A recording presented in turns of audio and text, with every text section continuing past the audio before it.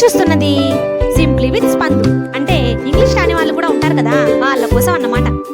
ఎడమైతే పొరపాటు లేదోయ్ అని ఎవరండి చెప్పింది? కుడి ఎడమైతే తప్పకుండా పొరపాటే, అది కూడా ఇట్టాంటి పొరపాటు కాదు, ఎట్టాంటో పొరపాటు అనమాట. ఈ పొరపాటు మన సబ్స్క్రైబర్సే చేయడం అనేది గమనార్హం. దొంగ తిరుగుడు ఎందుకు కానీ అసలు విషయానికి వచ్చేస్తాను. ఇదేంటో తెలుసా? ఇది నా కుడి చెయ్యి, కానీ మీకు మాత్రం ఎడం చేతిలాగా కనిపిస్తుంది. ఈ విషయం నాకు నిన్న అర్థమైంది. నిన్న మా పెద్దమ్మ ఫోన్ చేసి, ఎడం చేతి వాటమైన నువ్వు భలే కట్ చేస్తున్నావు, కూరగాయలు టకటకా కట్ చేస్తున్నావు, వంట కూడా చకచకా చేసేస్తున్నావు అనిందనమాట. ఇది కాంప్లిమెంటో కంప్లైంటో నాకు నిజంగానే అర్థం కాలేదు. సో ఇప్పటి నుంచి ఇది మాత్రం కుడి చేయని గమనించండి. ఇంకా నేను భోంచేస్తున్న వీడియో పెట్టలేను, దీనికేం పైత్యం ఎడం చేత్తో తింటుంది అనుకుంటారు. ఇది కాకుండా మన సబ్స్క్రైబర్స్ చేసిన ఇంకొక పెద్ద పొరపాటు ఏంటో తెలుసా? నేను ఏం చెప్పానండి? మహాభారతంలో ఏదైనా డౌట్స్ ఉన్నా తప్పులున్నా సరిచేయండి అని చెప్పానా లేదా? మరి మీరు ఏం చేశారు? ఏమీ మాట్లాడకుండా కిక్కురు మనకుండా వీడియో చూశారు. అసలు నేను నిన్న ఎంత పెద్ద పొరపాటు చేశానో తెలుసా? శకుంతల పంచమి అనే నదులు అని చెప్పాను కదా, యాక్చువల్లీ అవి శమంతక పంచకములనే 5 సరస్సులట. చూసారా? నాకై నేను తెలుసుకునేదాకా మన సబ్స్క్రైబర్స్ కిక్కురు మనకుండా వీడియో చూసి చక్కగా ల్యాప్టాప్ లేకపోతే ఫోనో పక్కన పెట్టేసి కూర్చున్నారు. అంత మొహమాటం ఏమిటండి బాబు? మీరు తప్పట్టుకున్నా నేనేమి తప్పట్టుకోను మిమ్మల్ని. సో ఈ కబుర్లకేం కానీ welcome back to my channel simply with Spandu. Actually ఇది ముందు చెప్పాలనుకుంటా కదా, కుడి ఎడమైనా ఎడమ కుడైనా పెద్ద ప్రాబ్లం లేదు, కానీ ముందు వెనకలు కాస్త ముందు వెనక కావచ్చు. ఎబ్బే ఇవన్నీ చిన్న చిన్న పొరపాట్లు, మనం ఏమీ పట్టించుకోకూడదు. సో ఇవాళ నేనేం చెప్పబోతున్నానంటే, యాక్చువల్లీ ఒక రెసిపీ చూపించబోతున్నాను. వెజ్లో మంచి స్పైసీ వెజ్ రోల్ అనేది చూపించబోతున్నాను అనమాట. అది కూడా దేంతో అనుకుంటున్నారు? మిరపకాయతో. మిరపకాయ అనగానే కంగారు పడకండి, అది మామూలుగా మనం బజ్జీ మిర్చి వేసుకుంటాం కదా, బజ్జీలు వేసుకుంటాం కదా, ఆ మిరపకాయ అనమాట. ఈ మిరపకాయ పేరేమిటో నాకు తెలియదు, మీకు తెలిస్తే మాత్రం కామెంట్ ద్వారా తెలియజేయండి. ఇది మామూలు మిరపకాయకి క్యాప్సికమ్కు మధ్య జాతి అనమాట, ఇలా లావుగా ఉంటుంది. చేతిలో అవైలబుల్లో లేదు, కానీ కుదిరితే పక్కన పిక్ పెట్టేస్తాను, గమనించండి. సో దాంతో వెజ్ రోల్ అనేది పెట్టబోతున్నాను. మచ్చిమిరపకాయ అంటే మరి కారం ఉంటుందేమో, పిల్లలకు పెట్టకూడదేమో అనుకుంటున్నారు కదా, నిరభ్యంతరంగా పెట్టచ్చు. కూరలు పీకేసిన తర్వాత పాములో ఎలాగైతే విషయం ఉండదో, దీంట్లో విత్తనాలు పీకేస్తే చచ్చిపడిపోయి అసలు కారం అనేది ఉండదు.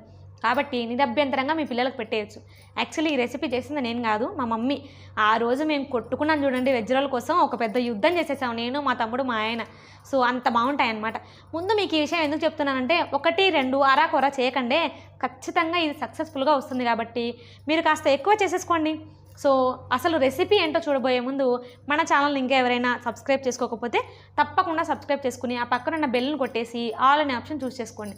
అలాగే వీడియో నచ్చితే తప్పకుండా లైక్ చేయండి, మీ ఫ్రెండ్స్కి కూడా ఇలాంటి రెసిపీస్ షేర్ చేయండి. అలాగే కామెంట్ బాక్స్లో మీకు డౌట్స్ ఉన్నా లేకపోతే నేను చేసిన దాంట్లో తప్పులున్నా తప్పకుండా చెప్పాలని చెప్తున్నాను.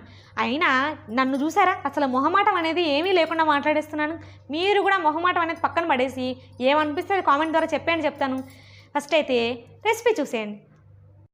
ఫస్ట్ మనం చేయాల్సిన పని ఏంటంటే, వేరుశనక్కాయని లో ఫ్లేమ్లో పెట్టుకుని వేయించుకోవాలన్నమాట. లో ఫ్లేమ్లో పెట్టుకుని వేయించుకుంటేనే రుచి. ఈ వేరుశనక్కాయలు ఎందుకు వేయించుకుంటున్నామంటే, మన మిర్చిలోకి స్టఫింగ్ అనమాట. ఇవి చల్లారిపోయిన తర్వాత మిక్సీ జార్లో వేసుకుని 2 టేబుల్ స్పూన్ల జీలకర్ర, తగినంత సాల్ట్ వేసుకుని పొడిలాగా గ్రైండ్ చేసుకోవాలన్నమాట. మరీ ఎక్కువ తిప్పేసాననుకోండి ముద్దగా అయిపోతుంది. సో ఇలా పొడిలాగా చేసుకున్న తర్వాత మన బజ్జీ మిర్చిని మధ్యలో కట్ చేసి దాంట్లో ఈ స్టఫింగ్ అనేది నింపాలన్నమాట. ఈ స్టఫింగ్ ఎక్కువ నింపేశారనుకోండి ఇది నూనెలో ఒలికిపోయే అవకాశం ఉంది. కాబట్టి తక్కువ స్టఫింగ్ పెట్టాలి. మరీ తక్కువ పెట్టారనుకోండి ఉత్త మిర్చి ఏదో తోలు తిన్నట్టుగా ఉంటుంది. కాబట్టి దాంట్లో స్టఫింగ్ ఎలా ఉండాలంటే, అవి మనం ఎక్కడైతే చీల్చామో అవి క్లోజ్ అయ్యేలాగా ఉండాలన్నమాట. వాటి లోపల మనం స్టఫింగ్ అనేది ఫిల్ చేసుకోవాలి. ఇలా నేను ఒక 5-6 మిర్చీలు అనేవి ఫిల్ చేసుకుంటున్నాను. ఇవి ఫిల్ చేసుకున్న తర్వాత ఒక గిన్నె పెట్టుకుని దాంట్లో తగినంత ఆయిల్ వేసుకోవాలి. నేనైతే ఇంత ఆయిల్ చచ్చినా వేయలేనమ్మా, మా అమ్మ కాబట్టి వేసింది, కానీ నేనైతే ఇంత ఆయిల్ అసలు వేయలేను. ఈ ఆయిల్ వేడెక్కిన తర్వాత దీంట్లో మనకు ఒక్కొక్కటిగా మిర్చి అనేది వేసేసుకోవాలన్నమాట. వేసిన వెంటనే కాస్త చిటపటమంటుంది, కంగారు పడకండి, ఇలా మూత పెట్టేయండి. ఇవి ఎలా వేగాలంటే, ఇలా వాటిపైన తోలు ముసలి తోలు అయిపోవాలన్నమాట, బాగా మెత్తగా అయిపోవాలి. ఇలాగే మిగిలినవి కూడా వేయించుకోవాలి. ఆ వేయించుకున్న తర్వాత ఆ నూనె మొత్తం పక్కకు వంపేసి అంతో ఇంతో 2 చుక్కల నూనె ఉంటుంది కదా, దాంట్లో కరివేపాకు వేసి వేయించుకుని దాంట్లోనే మనం ఆల్రెడీ స్టఫింగ్ పెట్టి డీప్ ఫ్రై చేసుకున్న ఉంటాయి కదా, ఆ మిర్చీలు దీంట్లో వేసేసేయాలన్నమాట. జస్ట్ 2 నిమిషాలు అలా తిప్పేస్తే సరిపోతుంది. మీరు ఒక విషయం గమనించడం మర్చిపోయాను. ఇందాక స్టఫింగ్ పెట్టినంత మాత్రాన మనం చేసుకున్న పల్లీల పొడి మొత్తం అయిపోదు. కాబట్టి ఆ మిగతా పల్లీల పొడి వేయాలంటే ఇప్పుడు వాడాలన్నమాట.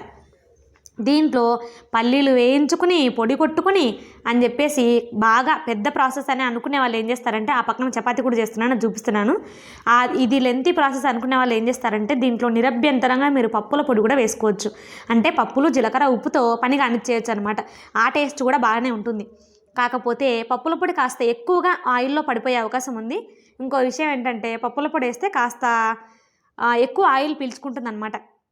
ఇలా 2 నిమిషాలు తిప్పేసుకున్న తర్వాత దాంట్లో మిగిలిన పొడి పైన చల్లుకోవాలన్నమాట. ఎంత చల్లుకోవాలంటే మనం ఏదో మామూలుగా రుచి కోసం టేస్ట్ కోసం ఉప్పు అలా వేస్తాం కదా పైన, సో అంత వేసుకుంటే సరిపోతుంది. జస్ట్ ఆ పొడి మనకు మిర్చికి అతుక్కుంటే సరిపోతుంది, పక్కన పొడిలాగా రాలక్కర్లేదు.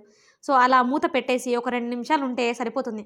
యాక్చువల్లీ నేను పక్కన చపాతీ చేసే బిజీలో పడిపోయి ఇది ఎలా ఉందో పట్టించుకోవడం మానేసాను. ఆల్రెడీ స్టవ్ కట్టేశాను కాబట్టి మూత తీయడం మర్చిపోయి అలాగే పెట్టేశాను అనమాట. అందుకే వీడియో కొంచెం ఇలా ఉంది.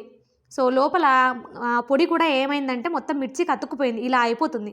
ఇలా అయిపోయినప్పుడు ఎంచక్కా చపాతీలు చేసుకున్న తర్వాత దాంట్లో వేసుకుని చుట్టేసుకోవాలి. మధ్యలో ఆనియన్స్ వేసుకుంటే ఉంటుందండి, చాలా బాగుంటుంది. నేను ఎందుకు వేయలేదంటే దీనికి కొంచెం డెకరేషన్ కోసం వాడదామని చెప్పేసి వేయలేదనమాట. ఇలా రోల్స్ అన్నీ చేసుకున్న తర్వాత మధ్యలో కట్ చేసి సర్వ్ చేసుకుంటే తినడానికి చాలా కంఫర్ట్గాను చాలా టేస్టీగాను ఉంటుందన్నమాట. లోపల మిర్చి కూడా బాగా మగ్గిపోయింది, అంటే మెత్తగా అయిపోయింది. సర్వ్ చేసుకుంటే ఇలా ఉందన్నమాట. చూస్తుంటే ఎంత అందంగా ఉందో. అసలు ఈ వీడియో చేయడానికి నాకు 2 నిమిషాలు కూడా టైం ఇవ్వకుండా లాక్కుని తినేశారండి అప్పట్లోనే. సో లోపల మిర్చి చూసారా ఎంత బాగా కుక్ అయిపోయిందో, బాగా మెత్తగా అయిపోయింది. ఈ రెసిపీ మాత్రం మీరు తప్పకుండా ట్రై చేయండి. అది కూడా ఎక్కువ చేసుకోండి చెప్తున్నాను, మళ్ళీ డిసప్పాయింట్ అయిపోతారు, అయ్యో ఇంత మంచి రెసిపీ తక్కువ చేసేసామే అని. అలాగే వీడియో నచ్చితే తప్పకుండా లైక్ షేర్ కామెంట్ కూడా చేయండి. Thanks for watching. Don't forget to like share and subscribe.